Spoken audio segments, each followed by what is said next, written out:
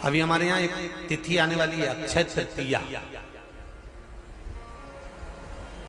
जितने आस्था चैनल पर कथा सुन रहे हो, जितने फेसबुक और यूट्यूब पर सुन रहे हो, बहुत सावधानी से सुनना।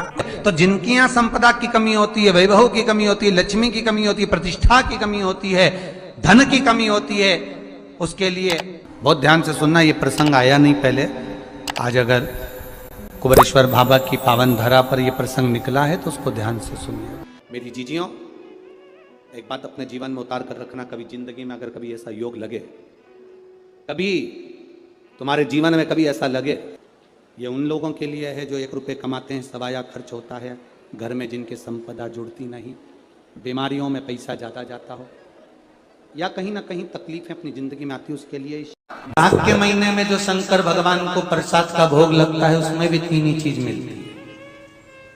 सत्तू,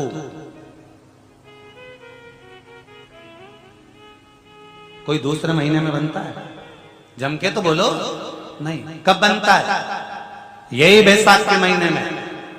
चने की दाल, गेहूं और जौ, इन तीनों को गलाकर सेक कर जो सत्तू तैयार होता है, इसी बैसाख के महीने में परशुराम जयंती के दिन या अमावस्या के दिन या पूर्णिमा के दिन शंकर भगवान को समर्पित होता है और भगवान विष्णु को समर्पित होता है। दुनिया के लोग कहते क्या होता है सत्तू से? ये स्कंद पुराण की कथा कहती है, जिस समय पर बैसाख के महीने की सुंदर अमावस्या का दिन था, उस दिन माता पार्वती शंकर भगवान के लिए जब पकवान बनाने के लिए बैठी, कुछ नहीं मिला, तब माता पार्वती ने 3 अनाज को लिया, एक चना, दूसरा गेहूं और तीसरा जो, इन तीनों को भींग रहे थे, उसको लेकर आए गंगा जी में से, उसको सेक कर माता ने अंगीठी पर और उसका जो सत्तू बनाकर शिव को दिया। शंकर भगवान ने कह दिया, सुन पार्वती, ये सत्तू नहीं, ये मेरी औषधि है।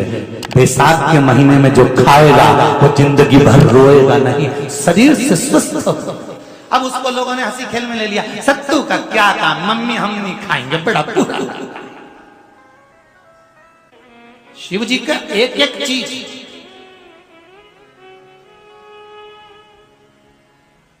बैसाख के महीने में पियो बेल। बेल मतलब समझ गए? बेल का रस।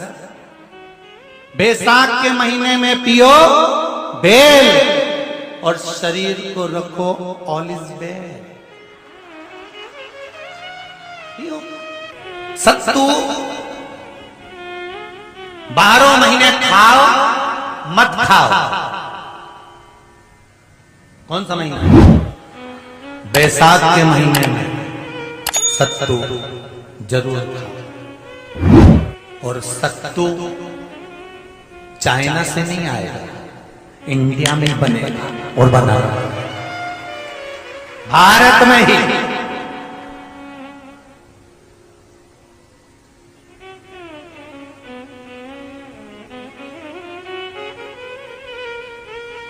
चलो आ जाओ गरुड़ पुराण में।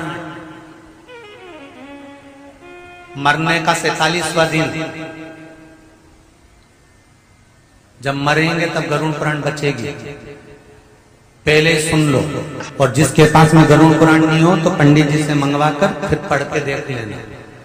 मरने के 47वें दिन, 47 डेज, 47वें दिन किस चीज का दान तुम्हारे सामने आता है? के 47वें दिन, 10 दिन तक तो जीवात्मा घर की अटारी फिरती, मरने के बाद 12वें के दिन चली जाती है। उसके बाद में जब 47वां दिन आता है तो 47वें दिन जीवात्मा को क्या दान करा जाता है? व्यक्ति ने क्या पुण्य करा होता है कि उसको नरक नहीं भोगना पड़ता, बेतरनी नहीं भोगना पड़ती और सीधे बेतरनी से पार हो जाता है। वो किस चीज का दान है? तो कहा शिव महापुराण में, गरुड़ पुराण में, कि वो सत्तू का दान है जो बैसाख महीने में करा जाता है। सत्तू का दान 3 चीजों से मिलकर बनता है। जौ, बोलते जा, गेहूं चना, ये तीन चीज से मिलकर बनता है। इसमें जो बारीक बारीक कण होते हैं, जितने जितने तीन चीज के मिले हुए बारीक बारीक कण होते हैं, ये जब दान किया जाता है सत्तू का, तब ये बेतरनी तरने के लिए 47वें दिन इस जीवात्मा ने अगर सत्तू का दान करा होता है या सत्तू का सेवन बैसाख के महीने में करा होता है, तो उसको बेतरनी नहीं भोगना पड़ती, डायरेक्ट सीधे रतलाम उज्जैन से डायरेक्ट। किस किस के यहां बनता है सत्तू?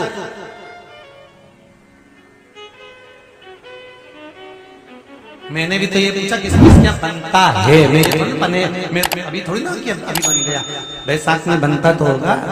पहले गांव के लोग तीरथ करने जाते थे, गांव का लोग जब तीरथ करने जाता था, कोई सामान नहीं लिया, सत्तू बांधी पोटली में धरा यूं और पानी में घोलिया और नमक डालिया या शक्कर या गुड़ घोल के और पी के वही चले।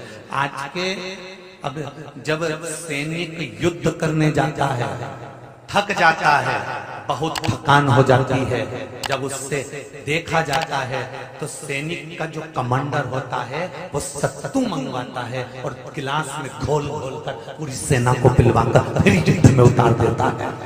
फिर युद्ध में साधारण नहीं है महाराज। सत्तू में जितने बारीक बारीक कण होते हैं, जितने बारीक बारीक कण, अब तुम एक काम करना, अभी जब फ्री हो तो एक कागज पे रख के सत्तू का एक कण गिनना है, 1 2 3 बारीक बारीक गिनते रहना जरा, तो तुम्हारा क्या जाए गिनने में। भगवान कृष्ण के हाथ में पट्टी बंधी थी तो उनने भी तो रुक्मणी को गिनने को दिया था, जरा गिन तो जरा इसमें कितने धागे।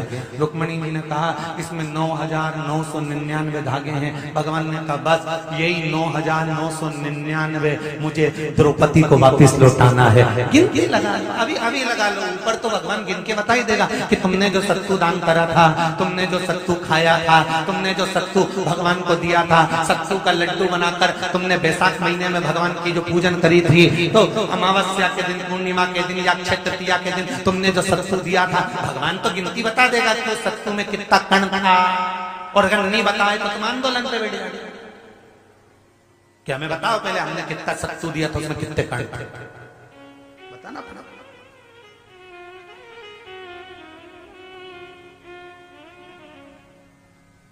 एक एक शिव की आराधना में, चांगुना में 1 लोटा जल भरा, उसमें थोड़ा सा चंदन डालकर बेलपत्री के वृक्ष के नीचे ले जाकर डाल देती, थोड़ा सा जल बचाकर शिव जी को डाल देती। शंकर भगवान ने एक दिन चांगुना के सामने मन में विचार प्रकट करा और पार्वती जी से कहा, पार्वती एक बात समझ में नहीं आती, आधा जल ये बेलपत्री को देती है, आधा जल मुझे देती है, जब आधा जल मुझे देती है तो मुझे बड़ा गुस्सा आता है।